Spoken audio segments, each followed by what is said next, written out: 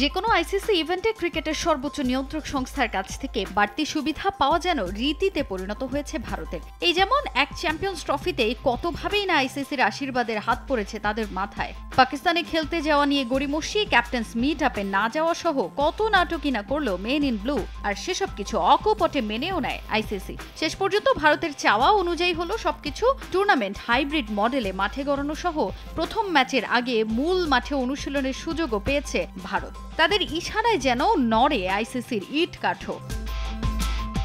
ভারতকে এসব বাড়তি সুবিধা দেয়া নিয়ে পুরো ক্রিকেট দুনিয়ায় তোলপাড়। সমালোচনার মুখে পড়েও আইসিসি সবই নীরবে মেনে নেয়। মুখে একেবারে কুলু পেটে থাকাই যেন তাদের কাজ। হাজারো সমালোচনার মুখেও ক্রিকেটের সর্বোচ্চ নিয়ন্ত্রক সংস্থার এমন দ্বিমুখী নীতিতে নড়চড় হয় না এক চুলো। সম্প্রতি ভারতকে চ্যাম্পিয়ন্স ট্রফিতে বাড়তি সুবিধা দেওয়ার অভিযোগে কড়া সমালোচনা করেন সাবেক দুই ইংলিশ অধিনায়ক নাসির হুসাইন ও মাইকেল আথারটন। তবে এমন আলোচনায় বিরক্ত ভারতীয় কিংবদন্তি সুনীল গাভাস্কার। ভারতকে নিয়ে কড়া সমালোচনার মাঝে উল্টো সমালোচকদেরই এক হাত নিলেন সুনীল। অন্যদের নিয়ে না ভেবে নিজেদের দলের দিকে নজর দিতে বললেন তিনি। মূলত নাসির হুসাইন ও আথারটনকে উদ্দেশ্য করে কড়া মন্তব্য করেন এই ভারতীয় কিংবদন্তি। আমার মনে হয় সবাই জ্ঞানী ও অভিজ্ঞ।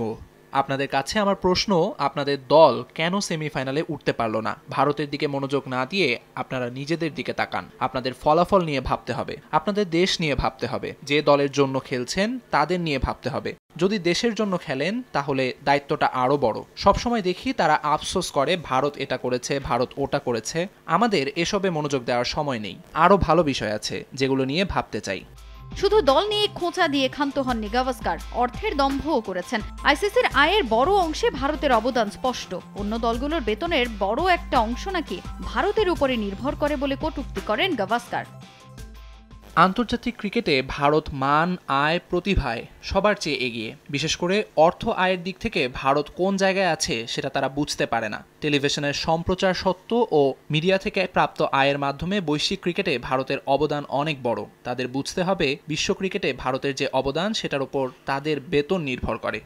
ভারত দল ফাইনাল খেলবে বলেও প্রত্যাশার কথা জানান সুনীল গাভাস্কার। তাজিন খন্দকার, সময় সংবাদ।